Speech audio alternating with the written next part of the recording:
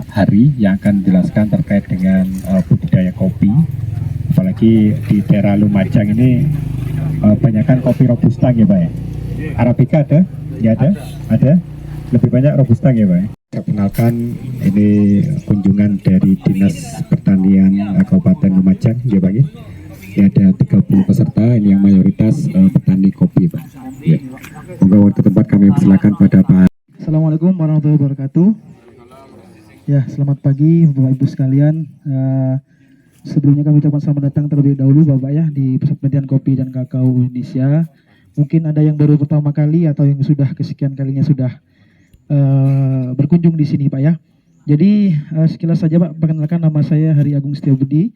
Jadi pada kesempatan ini kami dimohon untuk mendampingi Pak terkait diskusi terkait budidaya tanaman kopi robusta terutama di sini Pak ya.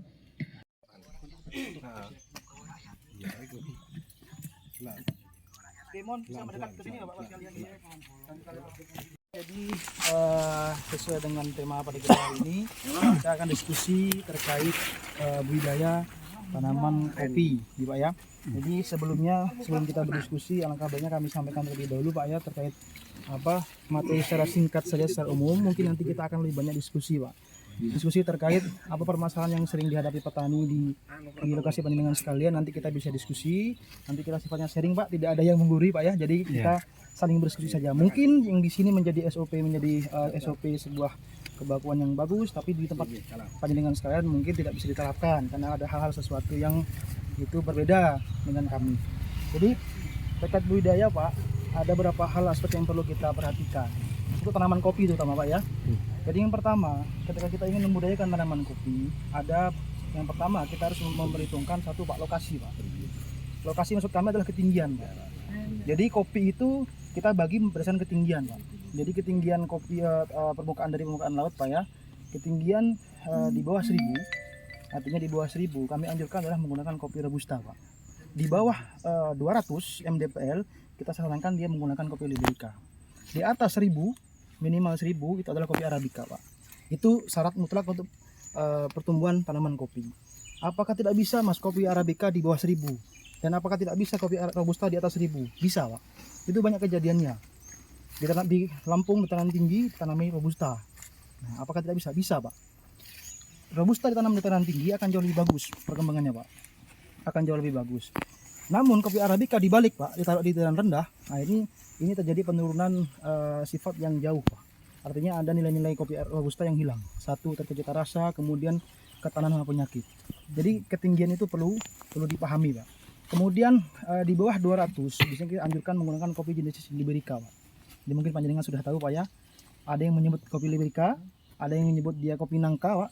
Ya ada yang ngomong kopi glondo, buriah dan sebagainya itu adalah dia satu jenis kopi liberica. Itu memang kami anjurkan ditanam di bawah 200 karena dia memang spesifik lahan-lahan gambut biasanya Pak. Gitu. Tapi apakah tidak bisa Mas ditanam di ketinggian yang Jember ini Pak?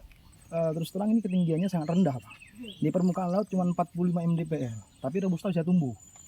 Tapi dia akan berbeda performa ketika ditanam di ketinggian Pak. Lebih tinggi, syaratnya 700 mdpl untuk robusta. Dia akan berbeda potensi Pak. Dari ukuran buah, kemudian ketahanan sama penyakitnya, terus kemudian ya tingkat keragaan tanamannya juga akan berbeda. Itu Pak ya. Jadi ketinggian kedua adalah iklim Pak. Iklim. Jadi kita harus paham lokasi kita ini termasuk iklim apa Pak. Jadi di Indonesia dia bagi menjadi dua iklim. Ada iklim kering, iklim basah gitu. Jadi di Jember terus terang ini adalah iklim kering, tegas Pak. Artinya 6 bulan kering, 6 bulan basah. Jadi jenis-jenis kopi yang ditanam harus adalah klon-klon kopi robusta yang dia tipe iklim kering. Jadi jangan kebalik Pak. Misal contoh Bapak iklim di Lumajang insya Allah mungkin sama Pak ya di Jember Pak ya. Jadi sama-sama kering gitu. Iklim kering Bapak tanam klon-klon dalam iklim basah ya tidak akan baik pertumbuhannya Pak. Nah, justru sebaliknya juga seperti itu. Jadi harus jelas. Kalau iklim kering pilihannya klonnya ada BP936, BP939, BP409 atau BP42. Itu adalah rekomendasi untuk klon-klon yang di iklim kering. Maksud kami klon itu adalah jenis kopi robusta Pak ya. Di robusta itu kan banyak Pak ya di daerah-daerah, ada yang Tugusari mungkin Pak ya. Tugusari mungkin banyak Pak ya Tugusari Pak ya. Tugusari itu di kami nama resminya adalah BP534 Pak.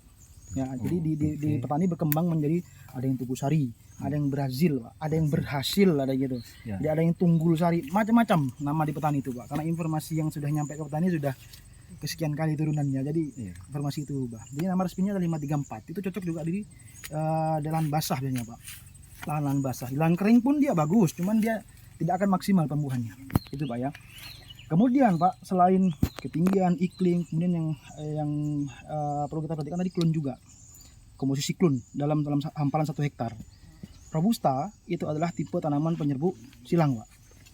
Artinya dalam satu hamparan 1 hektar ini, Pak, tidak boleh hanya satu jenis saja. Artinya tidak boleh hanya 534 saja, tidak boleh hanya Tugu Sari saja. Ya. Jadi harus minimal 3 jenis yang berbeda. Kalau toh itu pun Tugu Sari, ambillah turunan-turunan dari Tugu Sari. Jangan yang sama gitu, Pak. Ya. Dan harus klonal, Pak. Oh iya, harus klonal Robusta itu. Kenapa tidak bisa menggunakan biji, Mas? Kami selama ini tanam. Kami tahu, Pak. Budaya petani biasanya ambil cabutan gitu, Pak ya. Ya, ya. Polybag kemudian ditanam, itu tumbuh, berbuah, Mas, betul berbuah. Tapi yang pertama yang ingin saya tanyakan, berapa potensinya? Kemudian dia tahan sampai berapa lama? Mungkin dia kuat, Pak, tapi tidak akan tahan lama, itu saja. Umur produktif tanaman kopi itu 20-25 tahun. Ya. Tapi ketika klon yang tidak jelas atau batang menggunakan biji yang dari Robusta, kami jamin di bawah 10 tahun dia sudah tidak akan produksi lagi. Kenapa muncul asumsi kami tanam kopi, Mas, sudah 20 tahun. Dan sampai sedetik ini pun kopi kami tidak pernah naik produksinya. Selalu turun, jelas, Pak. Asal bahan tanamnya bagaimana dulu, kemudian usianya, Pak. Ya. Itu yang perlu diperhatikan, Pak ya. Yang terakhir adalah cara budidaya, Pak. Cara budidaya. Jadi percuma kita sudah mengkondisikan kopi kita bagus, artinya pemilihannya klonnya sudah betul, letaknya sudah sesuai, tapi budidaya kita nggak tepat. Budidaya itu menyakup aspek satu adalah perawatan tanaman, perawatan penaung dan sebagainya. Jadi ketika perawatan tanaman seperti ini tanaman yang sudah masuk ke dalam fase tanaman sudah menghasilkan, Pak, artinya sudah berbuah. Perawatan itu dilakukan sebelum dia berbuah, bahkan pada saat tanam. Itu sudah kita lakukan upaya-upaya supaya dia bisa berbuah dengan bagus. Artinya kapan kita harus tanam, Mas? Gitu ya. Kapan kita harus tanam? Tanam itu tidak bisa sembarang, Pak. Kita harus cari waktu yang pas. Contoh misal gini, kami mau tanam kopi, Pak, tapi sekarang sudah masuk musim kemarau gitu. Nah, itu kami anjurkan jangan. Ambillah waktu yang pas adalah di awal musim penghujan atau di awal akan di akhir musim kemarau. Di akhir musim penghujan, artinya mau di awal kemarau. Tapi masih ada hujan. Karena ketika kita tanam, kita masih membutuhkan air, Pak, untuk ini. Yang dipaksakan ketika ditanam pada musim kemarau, ya pasti akan meranggas dia. Apalagi penaung belum siap. Kering, meranggas, kuning, mati. Wah, ini kena penyakit nih, Mas. Padahal dia kekeringan, Pak. Gitu. Jadi artinya waktu yang pas untuk tanam adalah dia pada saat awal musim penghujan atau di akhir musim penghujan. Nah, itu adalah waktu yang pas. Kemudian usia bibit. Usia bibit itu juga perlu, Pak. Artinya jenengan punya bibit usia dia itu masih umur 5 bulan, jenengan tanam di lahan. Nah, itu risiko kematiannya tinggi, Pak. Jadi ada waktu rentan tertentu bibit itu bisa dipindah ke lahan. Jadi mulai dari dia perbanyakan sampai dia siap itu membutuhkan waktu sekitar 9 bulan, Pak. 9 bulan. Maksimalnya adalah 12 bulan, setahun. Lebih dari itu, nah itu biasanya kita bilang potensi dia kematian dan sebagainya akan tinggi, Pak. Itu, Pak ya. Kemudian setelah ditanam pasti ada perawatan yang lain. Satu, pangkas, ya, Pak ya. Pangkas ini penting sekali. Kenapa ini menjadi penting sekali? Karena pangkas itu satu, membentuk frame tanaman. Yang kedua, membentuk tempat akan berbuah, Pak. Kan panjenengan tanam kopi cari buahnya, Pak ya. Bukan cari cabang atau cari daun, jadi cari buah. Jadi kita harus mempersiapkan bagaimana, Mas, kiat-kiat kita untuk menyiapkan supaya kopi kami ini berbuah maksimal. Jadi ada caranya, Pak. Ada namanya pangkasan. Pangkas sudah 3. Satu pangkas bentuk itu dilakukan pada saat dia belum berbuah. Kita pangkas bentuk itu membentuk frame tanaman di mana dia akan berbuah. Kemudian ada pangkas pemeliharaan dilakukan setelah dia sudah sudah tumbuh di lahan. Kita lakukan pemeliharaan rutin namanya, Pak. Ada yang terakhir adalah pangkas lepas panen yang pasti dilakukan setelah panen. Kalau pangkas bentuk, Pak, depan panjaringan ini adalah klon BP939. Ini adalah klon lahan kering. Ya. Jadi ketika dia sudah ditanam, kapan waktu pangkas bentuk kami lakukan, Mas? Lakukanlah sebelum dia berbuah. Prinsipnya itu. Prinsipnya itu. Kalau kita memahami waktu berbuah kopi dibagi menjadi 6 tahap. Jadi ada TBM 1, TBM 2, TBM 3. Jadi selama 3 tahun dia dianggap belum bisa berbuah. TBM. Kemudian di tahun keempat dia sudah mulai belajar berbuah. Artinya dilakukan pas kapan? Lakukanlah pada saat TBM 3 sebelum dia berbuah.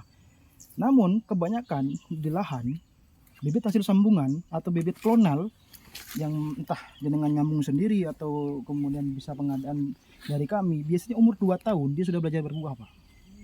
Sudah belajar berbuah. Artinya patokannya adalah yang penting dia sebelum dia berbuah. Ketinggian sudah mencapai batasnya, Anda bisa melakukan pemangkasan. 2 tahun Anda bisa melakukan pemangkasan, pangkas bentuk. Artinya 2 tahun itu kemungkinan masih segini, Pak, tingginya, Pak. Sudah saya ini ya. Jadi pertama yang dilakukan pangkas bentuk itu adalah membentuk macamnya banyak, Pak. Ada pangkas bentuk batang tunggal 2 etape yang sering panjenengan sudah ketahui. Ada free glute. Dia nggak dipangkas, Pak, tumbuhin aja sampai ke atas, cuma ditoping atasnya saja. Ada yang seperti itu. Kemudian ada pangkas yang cuman ya, dia namanya koker, Pak. Ini di Arabica yang digayu. Jadi pangkas topping saja, kemudian 20 cm di masing-masing cabang dihilangkan. Jadi kayak botak di atas, Pak. Namun kami biasa menganjurkan untuk kopi robusta adalah pangkas batang tunggal 2 etape. Artinya membentuk 2 tempat berbuah dia. 2 etape. Jadi bagaimana teknisnya, Mas? Teknisnya seperti ini, Pak. Jadi anggap ini tanaman kopi yang usianya sudah mulai belajar berbuah 2-3 tahun. Ini, Pak ya. Kemudian ambillah sekitar 120 cm dari permukaan tanah. Kemudian lakukan penopingan seperti ini, Pak. Ini, Pak ya. Ini anggap tanaman masih muda. Kemudian selanjutnya Bapak harus memilih 3 cabang yang akan dijadikan sebagai tempat berbuah. Ya. Syaratnya bagaimana, Mas? Syaratnya harus yang yang ini, Pak, dilewati oleh sinar matahari. Kalau sinar matahari kan di sini kan timur, barat, Pak ya, utara, selatan. Jadi yang pertama, Bapak bisa memelihara cabang itu mengarah utara dulu atau mengarah ke selatan dulu, silahkan, bebas. Yang penting dia dilalui oleh matahari. Jadi yang pertama pilihlah 3 yang mengarah, Pak. Bukan harus ke timur, bukan harus ke utara, Pak ya. Kalau ke utara ya kita harus nyari cabang seperti ini saja, gitu, Pak. Jadi yang mengarah saja. Contoh mana, Pak? 1, 2, 3. Ini, Pak ya. Kemudian yang berlawanan dibuang, Pak. Ini Pak ya, dipelihara ya. Ini dibuang. Kemudian ini dibuang juga.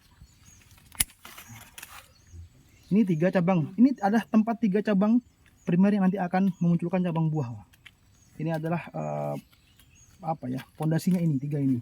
Kemudian Bapak lakukan namanya pruning. Kalau SOP-nya 20 cm dari pangkal batang. Cuma kalau jenengan tidak bawa penggaris di lawangan bisa menggunakan 1 jengkal saja seperti ini. Ya. Kalau tidak bawa penggaris, Pak ya. 1 jengkal saja di sini, Pak ya. Kemudian Anda pruning saja di sini, Pak. Ya. Nih. Nah, hindari, Pak, pruning itu dilakukan setelah ini berbuah. Jadi kenapa saya menyampaikan hindari pangkas bentuk dia sudah berbuah. Ketika ini sudah berbuah, dengan lakukan pemotongan seperti ini tidak akan tumbuh lagi, Pak. Cabang di sini berhenti, selesai berbuah mati dia, habis, tidak ada gunanya. Jadi fungsinya pangkas bentuk 2 etape itu adalah memperbanyak cabang primer, Pak. Kopi robusta buahnya itu bukan banyak di cabang sekunder, tapi lebih banyak di cabang primer seperti ini buahnya. Nah, kenapa kita lakukan pruning, Mas? Supaya kita menggandakan cabang primer ini menjadi cabang primer lagi, Pak. Gitu. Jadi ketika kita pruning seperti ini, nanti dia akan muncul lagi cabang primer lagi baru. Berapa cabang yang akan dipelihara? Biasanya sampai dengan 5 di sini nanti. 5, ini 5, ini 5. Berarti dalam 1 etape ini ada sekitar 15 cabang produktif yang akan menghasilkan buah. Nanti akan ada cabang primer lagi, cabang primer baru lagi. Hindari dia sudah mulai berbuah. Kalau dipotong dipaksakan, eman-eman nih, Mas, saya potong saja biar tidak akan keluar cabang lagi, Pak. Percuma, Pak, nanti. Jadi lakukanlah sebelum dia ada buah. Itu ya. Kemudian yang untuk di bawah bagaimana, Mas? Biarkan saja, Pak. Biarkan saja sudah ini. Biarkan saja. Nanti tunggulah dia 1 tahun sampai 2 tahun sampai dia sudah mulai kokoh, Pak. sudah mulai keluar cabang primer, dia sudah mulai berbuah gitu ya. Kemudian Bapak cukup menumbuhkan lagi bayonet atau wibilan tunas air sini, ditinggikan lagi setinggi 40 cm Pak. Contoh seperti ini. Nanti dia akan tumbuh lagi seperti ini biasanya kan Pak ya. Tunas air akan tumbuh seperti ini. Kemudian hanya 40 cm saja Pak, tidak lebih. Jadi total ketinggian tanaman kopi kita 160 cm, 120 di sini, 40 di sini. Nah, kenapa Pak? Ya biar kita mudah saja perawatan Pak. Rata-rata orang Indonesia kan tidak lebih dari 170 Pak. Jadi panennya biar enak, perawatannya biar enak. Kemudian lakukanlah hal yang sama pada etape 1 ini, tapi dengan arah yang berbeda. Kalau yang awal di utara, berarti yang di atas nanti di selatannya Pak. Selatannya begini. Begini. Sama, konsepnya sama. 3 cabang yang dipilih. Total dalam satu pohon itu bisa menghasilkan 15 sekitar 15 kali 2, 30 cabang produktif Pak. Cabang produktif kopi robusta yang bagus dalam satu cabang ini bisa menghasilkan sekitar 9 sampai dengan 8 dumpol. Anggap rata-rata 8 dumpol. Kalikan 30 cabang Pak. Nah, itu bisa kita hitung berapa potensi dalam satu pohon. Kemudian kita bisa kalikan 1 hektar berapa tanaman, kemudian akan keluar potas dalam 1 hektar itu. Itu aslinya seperti itu Pak ya. Jadi ini adalah konsep dari pangkas bentuk 2 etape. Kemudian bagaimana nasib cabang-cabang yang di bawah ini? Nanti dia akan mati dengan sendirinya Pak. Contoh ini Pak. Ini adalah etape pertama, ini adalah etape kedua yang mengarah ke sana Pak. Dulu di bawah-bawah sini banyak cabangnya nih Pak. Tapi seiring waktu ketika ini sudah jadi, mati dengan sendirinya, habis dia Pak. Dia akan mati dengan sendirinya, akan hilang dengan sendirinya. Kenapa? Karena dia kehalang oleh yang atas Pak. Tidak dapat sinar matahari, dia mati dengan sendirinya. Akhirnya nanti akan terbentuk frame seperti ini. Jadi seperti ini nanti Pak. Gini. Asumsinya dalam satu pohon dia bisa menghasilkan 2 pohon, setara dengan 2 pohon produksinya. Begitu. Jadi itu adalah konsep dari pangkas bentuk 2 etape. Kemudian setelah kita melakukan pangkas bentuk sudah jadi Pak ya, sudah seperti ini, sudah berbuah. Kemudian kita harus lakukan namanya pangkas pemeliharaan setiap bulan. Kalau sekarang sudah masuk dalam musim kemarau, kami bisa melakukan perawatan 1 bulan bisa cuma 1 kali saja Pak. Bahkan 2 bulan bisa 1 kali saja, karena intensitas keluarnya tunas-tunas yang tidak dibutuhkan pada kemarau lebih kecil biasanya. Tapi kalau musim penghujan kita intens Pak, 1 bulan bisa 2 kali. Cabang-cabang apa saja yang dibuang Mas? 1 adalah cabang tunas air Pak, yang dia muncul terubusan itu Pak. Kan banyak biasanya petani dipertahankan gitu. Itu harus dibuang. Itu harus dibuang. Kenapa harus dibuang? Percuma Bapak pupuk banyak ketika tunas air tidak dibuang. Jadi nutrisi dari pupuk itu akan habis untuk energi menumbuhkan tunas saja. Padahal kan Bapak berharap untuk pengisian buah, gitu Pak ya. Jadi harus dibuang tunas air. Kemudian cabang-cabang yang penting seperti ini cabang sudah mati Pak. Ini harus dipotong seperti ini. Potong. Kemudian ada namanya cabang balik Pak. Kalau ada cabang balik. Jadi cabang balik itu cabang berkhianat Pak. Harusnya dia mengarah ke sini, tapi dia balik lagi sana Pak. Itu adalah cabang berkhianat. Nah, saya carikan dulu kalau ada ya Pak ya. Itu yang atas Pak. Nah ini Pak, ini cabang berkhianat ini Pak. Nah itu balik itu. Ini Pak ya, ini cabang balik. Jadi harusnya dia mengarah ke sini, tapi dia kembali ke sana. Ini harus dibuang Pak. Kenapa harus dibuang? Karena nanti dia tidak akan produktif buahnya. Dia kembali ke sana. Akan tertutupi oleh yang atas, tidak akan berbuah. Tidak akan berbuah secara maksimal. Kemudian ada cabang cacing. Cabang cacing itu yang kecil-kecil biasanya Pak, di sini Pak, di cabang sini. Itu harus dibuang juga. Kalau ini jangan dibuang Pak, ini Pak.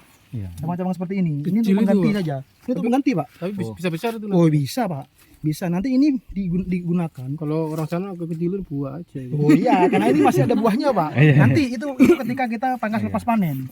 Jadi ada cabang-cabang yang harus kita pertahankan, ada cabang-cabang yang harus kita buang. Contoh misal Pak, kalau buah sudah cabang sepanjang ini, masa Bapak harus pertahankan tahun berikutnya berbuah di tanah, kan tidak mungkin Pak. Harus dicari penggantinya. Salah satunya dengan ini nanti Pak. Ini. Kemudian ada lagi cabang pecut Pak, ya dia panjang tapi dia tidak berbuah Pak. Nggak berbuah. Contoh seperti ini Pak, ini kan panjang sekali ini. Tidak berbuah. Mengapa kita pupuk harus menghabiskan energi untuk ini Pak? Ini buang saja. Ini lebih baik kita memelihara ini. Itu Pak, itu harus dibuang. Jadi lakukanlah intensif dalam perawatan itu, pangkas itu. Kalau pemeliharaan Pak, kalau kami musim penghujan kami harus lebih intens karena intensitas tumbuh tunas air itu lebih cepat Pak.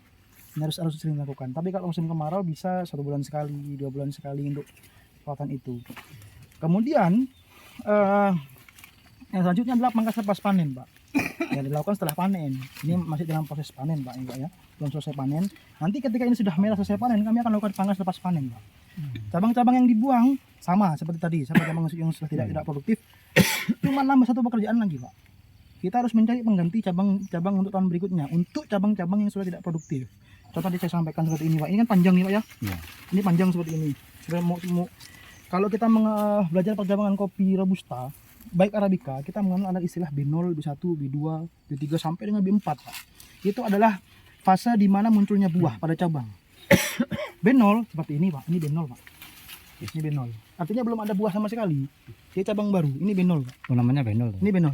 Kemudian di tahun depan ini sudah akan berbuah Pak. Ini sudah akan berbuah. Dia sudah masuk ke dalam fase B1. Kemudian di tahun berikutnya ini tidak berbuah, dia kan panjang Pak ya. Tidak berbuah, akan berbuah terus begitu. Prinsipnya cabang kopi dipertahankan saja sampai dengan dia B3 Pak. Tidak lebih dari sampai B3. Artinya selama 3 tahun saja dia dipertahankan itu. Sampai 3 kali berbuah. Jadi berbuah di sini, di sini, di sini. Kemudian B4 bagaimana Mas? Saran kami dibuang Pak. Itu tidak akan bagus. Semakin panjang, semakin cabang cabang kopi semakin bercabang-cabang Pak ya. Intensitas buahnya akan semakin kecil. Tadi saya menyampaikan kenapa harus di cabang primer. Karena buah kopi Robusta itu lebih banyak di cabang primer seperti ini Pak. Ketika ini dipotong misalnya Pak ya. Ini kita potong supaya muncul lagi cabang sekunder lagi, sekunder kita potong supaya tersier lagi. Itu bukan semakin banyak Pak. Di sini contoh ini Pak, 1, 2, 3, 4 sampai 5, 6, 7 dompol. Kemudian kita potong lagi keluar primer lagi, tidak akan 7 dompol Pak. Pasti 4 atau 5. Kemudian kita potong lagi supaya dia tumbuh lagi. Tidak akan 4 lagi, 2, 1 gitu. Jadi lebih baik perbanyaklah cabang-cabang primer seperti ini. Cabang-cabang primer seperti ini. Nah, tadi kembali lagi ketika pangkas lepas panen kita harus mencari gantinya. Cabang-cabang yang tahun ini sudah di B3 berarti tahun ini harus dibuang. Tapi kita harus mencari gantinya Pak. Kan tidak mungkin kita buang ke tahun depan kita tidak ada panen. Cari gantinya. Contoh misal kayak ini sudah tidak produktif nanti Pak ya. Di tahun depan sudah masuk ke dalam fase B4. Kemudian mana penggantinya Mas? Penggantinya bisa ini Pak. Ini penggantinya. Ini sudah masuk ke dalam fase B1. Selesai panen, buang dia di sini Pak. Buang dia di sini. Kemudian kalau habis panennya. Habis panen Pak, ini masih ada buah. Nanti selesai panen dipotong. Kemudian ini yang penggantinya. Itu berlaku juga ketika ini sudah masuk dalam fase B3 juga. Cari dia penggantinya, pasti akan muncul seperti ini Pak. Cabang-cabang seperti ini, cabang-cabang seperti ini akan muncul. Ini akan muncul. Nah, bagaimana kita merangsang ini supaya muncul Pak? Ketika pangkas lepas panen, itulah teknik pemupukan yang pas Pak. Jadi gini, biasanya pemupukan itu dilakukan sama 2 kali Pak dalam setahun. 1 tahun. 1 tahun 2 kali. Terus bulan berapa saja? 2 kali dilakukan. Biasanya itu dia di awal musim penghujan, di akhir musim penghujan. Masih harus ada hujan. Dia pupuknya itu. Di awal musim penghujan, kenapa? Karena dia akan membentuk primordia bunga. Di akhir musim penghujan, dia dipupuk lagi supaya apa? Menumbuhkan tunas-tunas yang baru lagi. Itu fungsinya. Jadi kenapa ini adalah percabangan itu juga ada hubungannya dengan teknik pemupukan. Jadi ketika dia sudah masuk ke dalam fase dia sudah berbunga, ya Pak ya, biasanya gini Pak. Bulan Maret di awal musim kemarau dia sudah membentuk calon bunga biasanya Pak. Kemudian dia akan tidur dulu selama 6 bulan. Tidur dulu Pak. November ketika dia akan hujan pertama kali dia mekar. Langsung Dia pemupukan mekar, ya? dia langsung bunga. Langsung bunga itu harus dipupuk Pak. Harus dipupuk. Kemudian nanti fase dia panen. Kemudian di akhir musim hujan dia juga harus dipupuk lagi Pak. Karena kita mesti akan lakukan pangkas tadi lepas panen tadi itu. Kita buang cabang-cabang lagi, habis buahnya. Nah, supaya menemukan ini lagi, kita pupuk lagi. Nah, gitu. Jadi ketika kita misal mau menumbuhkan ini Pak, cabang ini ketika di akhir musim penghujan, pupuklah, perbanyaklah unsur N-nya Pak. Fungsinya untuk menumbuhkan tunas-tunas. Tapi ketika dia di awal musim penghujan, perbanyaklah dia pupuk pupuk yang biasa memperkuat buah dan bunga, kandungan K dan P-nya. Jadi kalau persentasenya itu Pak, biasanya kalau dia masih fase-fase pertumbuhan di awal-awal Pak ya, fase-fase pertumbuhan perbandingannya 2:1 Pak. Artinya ketika dosisnya dalam 1 tahun, ketika dia TBM Pak ya, 1 tahun dalam dia fase TBM 3 tahun tadi itu, TBM 1, TBM 2, TBM 3, dia 100 gram per tanaman Pak. 100 gram per tanaman untuk TBM. Artinya kalau 100 gram berarti 50 gram itu N-nya, 25 itu adalah P dan K-nya untuk dia fase pertumbuhan saja. Tapi ketika dia sudah mulai masuk dalam fase dia berbuah, berbunga, dibalik saja Pak. N-nya lebih kecil dibandingkan dengan P dan K-nya. Bisa N-nya 25, sisanya nanti perbandingan P dan K-nya. Supaya dia hanya fokus pada pengisian buah saja. Fokus pada pengisian buah saja. Itu Pak ya. Itu untuk pemupukan. Kemudian penaung pun juga kita nggak diamkan Pak, ini Pak. Nggak diamkan. Ini penaung ada fungsinya Pak. Tanaman kopi ketika tidak ada penaung, saya pastikan dia tidak akan umurnya tidak akan panjang Pak. Kami pastikan tidak akan panjang. Bisa panjang, cuman ada syarat-syarat. Jadi wong Jawa itu ada sajen-sajennya Pak yang harus dikasih di sana. Betul. Lampung mereka tidak mau menggunakan penaung kopi robusta. Kenapa? Karena dia lahan basah Pak. Sepanjang tahun dia ada hujan. Bulan keringnya 3 bulan, bulan basahnya dia 3 bulan, terus seperti itu selama setahun. Jadi dia setahun bisa panen 2 kali Pak di sana itu, daerah Sumatera itu. Robusta. Karena dia lahan basah, air melimpah, pupuk tersedia, tidak perlu penaung. Tidak perlu penaung. Asal 2 prinsip ini dipenuhi. Cuman kalau di Jawa tidak bisa seperti itu Pak. Pupuk kan susah Pak, mahal. Ya, Kemudian apalagi air ketika kemarau sudah kering seperti ini. Jadi mau tidak mau penaung harus ada. Penaung ini wajib ada. Sekalipun lahan basah pun kami anjurkan dia harus ada penaung. Supaya apa Pak? Supaya untuk keawetan ini Pak, umur tanaman ini. Coba Bapak bandingkan tanaman kopi tidak dikasih penaung Pak. Jadi udah kasih penaung gitu, udah langsung di bawah matahari saja. Apalagi dengan kondisi kering, pasti dia akan cepat mati. Nah, penaung harus. Ya itu Pak. Penaung, pemilihan penaung juga pas. Boleh enggak Mas? Kalau kami SOP-nya lalam toro seperti ini Pak. Boleh enggak sengon Mas? Boleh. Pokoknya enggak usah kopinya saja Pak. Kalau merusak kopinya ya enggak boleh berarti gitu. Biasanya kalau sengon kan setelah 5 tahun tebang kopinya rusak. Habis. Jadi pakailah tanaman-tanaman penaung yang boleh misal lalam toro ini Mas, kami tidak ada nilai ekonomisnya atau bagaimana ya. Boleh menggunakan tanaman berkayu Pak. Fisiknya tadi tidak boleh merusak, itu saja Pak. Itu saja. Kalau naungan pisang itu mengganggu apa tidak? Pisang begini Pak. Kalau pisang pada tanaman kopi, secara teoritisnya dia adalah inang dari nematoda. Nematoda itu adalah dia upet yang sangat berbahaya bagi kopi Pak. Berbahaya. Bapak kalau melihat tanaman kopi, satu pohon saja dalam satu hamparan, satu pohon aja dia kuning gitu Pak. Kuning terus kemudian mati gitu. Oh. Mati itu 2 Pak diagnosanya. Bisa karena jamur akar atau dia nematoda. Kalau naungan pisang itu? Kalau pisang Pak. Iya, kalau Pisang. Cuman sekarang kami punya bahan tanam yang dia tahan nematoda Pak. Artinya batang bawahnya dia itu sudah tahan nematoda. Kami banyak menemui sekarang Pak petani itu ada ya tanaman kopinya, ada pisang-pisangnya, tapi dia baik-baik saja Pak. Baik-baik saja. Jadi artinya pemilihan batang bawah untuk tanaman klonal itu penting juga Pak. Itu penting juga. Kalau di kami ada batang bawah namanya BP308. Itu adalah klon anjal untuk batang bawah. Tapi kalau petani biasanya kan menggunakan biji Pak ya, menggunakan biji. Lah itu yang tadi saya sebut. Berapa lama dia akan bertahan? Itu saja Pak. Kalau terus dikuat. Kadang pohonnya sering pecah itu kenapa itu? Kan lengger itu. Ya, pohonnya pecah-pecah Pak ya itu Pak. Ya, itu kenapa itu? Biasanya itu Pak, itu pengaruh dari pupuk Pak biasanya. Oh, pengaruh dari pupuk. Pupuk biasanya terlalu banyak N-nya retak-retak gitu Pak ya. Iya. Retak. Iya, itu seperti itu. Kata orang Jawa itu lengger. Iya. Kalau di batang biasanya itu Pak permasalahannya. Yang kedua adalah biasanya penggerek batang biasanya Pak. Iya, potong Ya, langsung. Pak, ya. Kemudian dia masuk, terus itu tiba-tiba mati. Gitu Pak ya, itu menggerek batang. Jadi pengendalian hama penyakit dalam kopi itu harus harus terpadu Pak. Nggak bisa kita hanya menggunakan kimia saja, kita juga harus terpadu. Artinya ketika kita aplikasi kimia juga kebersihan kebun juga kita perhatikan, rumput dan sebagainya gitu Pak. Jadi hama pada tanaman kopi kalau buah PBKU Pak, pasti. Terus bagusan mana herbisida dengan gacok itu? Nah, itu harus dipadukan Pak. Itu harus dipadukan. Tempat semprot itu ya. Harus dipadukan. Iya. Nggak bisa menggunakan herbisida saja tanpa harus harus di jombret namanya. Jombret. Jadi harus dipadukan Pak. Kalau kami di sini biasanya kami lakukan jombret dulu, Iya. secara manual dulu, baru kita aplikasikan herbi Pak. Jadi itu lebih akan awet, nggak akan tumbuh nih rumput seperti itu. Terus di herbi itu berapa tahun sekali? Berapa tahun sekali Pak? Ya nyemprotnya itu. Ya tergantung di sini lingkungan kebun Bapak bagaimana kondisinya. Oh, Kalau iya. memang membutuhkan dia harus di herbi silahkan. Kebanyakan di petani pohonnya lebih tua dari ini Pak. Bahkan kami pernah tanya pada zaman Belanda sudah ada ini Mas saya. Ini usia berapa tahun ini? Oh ini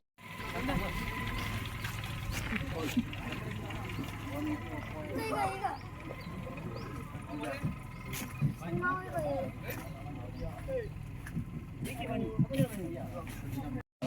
warahmatullahi wabarakatuh. Masih semangat nih Bapak Ibu nih. Nah, biasanya udah agak siang, agak ngantuk gitu ya. Belum ngopi Pak Fajar. Nanti bisa mampir di outlet kita untuk coba-coba kopi ya gitu ya. Oke, jadi kita sedikit mereview. Mungkin udah lumayan kopi semua nih kalau dari tampang-tampangnya ini. Suka ngopi ya Bapak-bapak ya? Belum suka ngopi. Nah, petani kopi nggak ngopi gimana tani tahu cita rasanya gitu kan. Oke, jadi kalau ini adalah diagram alir proses pengolahan kopi, nggak asing ya. Jadi di Indonesia ada dua proses, ada olah basah, ada olah kering. Olah basah biasanya dari buah merah, kita lakukan proses pengupasan, difermentasi 36 jam, 24 sampai 36 jam, baru dicuci untuk menghilangkan lendirnya, dikeringkan sampai kadar airnya 12% gitu ya. Itu untuk proses pengolahan basah. Kalau olah kering dari panen langsung dijemur sini. Nah, biasanya teman-teman atau bapak-bapak kan banyaknya olah kering ya di Lumajang ya.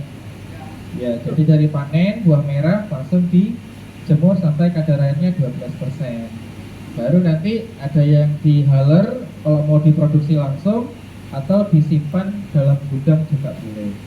Nah, ini karena udah pelaku, mungkin ada yang mau didiskusikan di sini, sharing aja nih.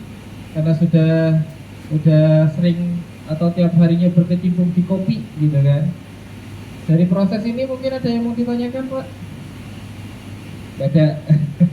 Mungkin nggak sama kayak di lokasi saya, Pak. Lokasi saya itu prosesnya kayak gini gitu, kalau Pak. Punya pohonnya toh Pak kalau di sana. Hah? Yang panen ini.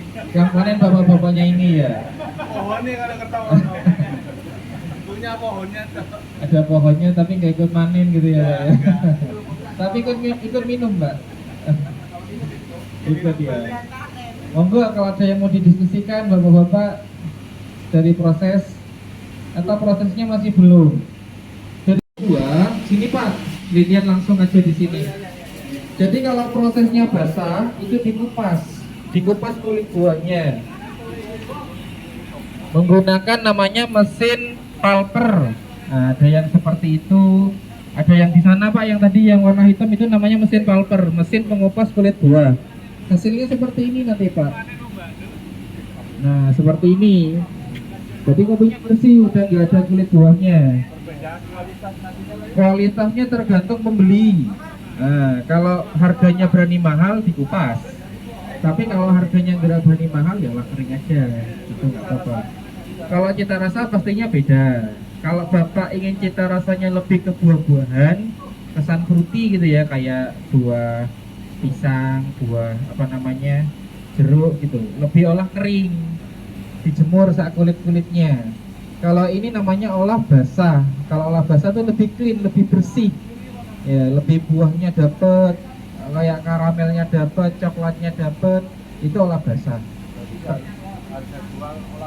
Lebih tinggi daripada olah kering, karena kan butuh investasi yang lumayan, mulai dari peralatan, air yang lumayan banyak dan lain-lain. Makanya olah basah banyak sekali diterapkan untuk kopi Arabica di dataran tinggi. Dataran tinggi kan banyak air tuh. Kalau dataran rendah kan sulit. Nah, makanya Robusta kebanyakan olahnya olah kering karena untuk mendapatkan air juga cukup sulit. Itu. Ini olah basah namanya, Pak. Bijinya difermentasi. Fermentasinya bisa direndam pakai air, namanya fermentasi basah. Ada yang fermentasi kering seperti ini. Kurang lebihnya 24 sampai 36 jam. Baru besoknya dicuci di sini pakai mesin washer. Kalau nggak punya mesin washer dicuci manual bisa, tapi kalau banyak ya capek gitu kan. Minimal udah pakai mesin kalau banyak. Ini kisaran kurang lebih 600 kilo ini satu kotak ini Pak. Pakai terpal, pakai Iya, lagi dikum di sini. Tapi Aku kalau mari sudah nyambut satu oleh 3 ton, 4 ton ya kita pakai mesin Kok kering Pak. dikum, jeding harus Karena kalau cuacanya ide-ide seperti ini, Ini karung cukup ireng. resiko jamur. Kalau nggak punya mesin, kalau udah kapasitasnya 1 ton atas. Ini kopinya kopi Arabica. Air nggak masuk angin. Kalau kulitnya dikupas gampang masuk angin. Airnya gampang masuk. Pak. Kan cukup. Kalau dalam 1 tahun cap cukup. Ya, jadi ini nanti gerakan floor. Kalau panasnya masuk, otomatis kan airnya naik, uapnya. Otomatis harus segera dikeluarkan. Kalau nggak segera dikeluarkan, dia RH-nya lembab, kelembapannya tinggi, basah gitu. Sehingga kadang-kadang kalau nggak ideal jamurnya tinggi. Ini jamur, gitu kan. 4 hari, kalau kita pakai lantai jemur 6-7 hari biasanya. Nah, ini kakao, ini kopi. Tuh, karena akan menurunkan kualitas.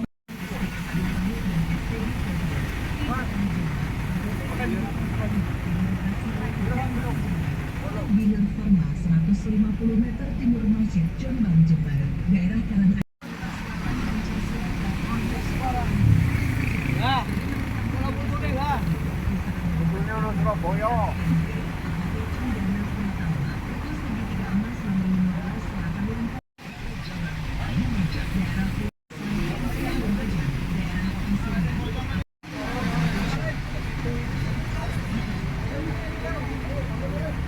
Ingin pirang kilo nih, Pak?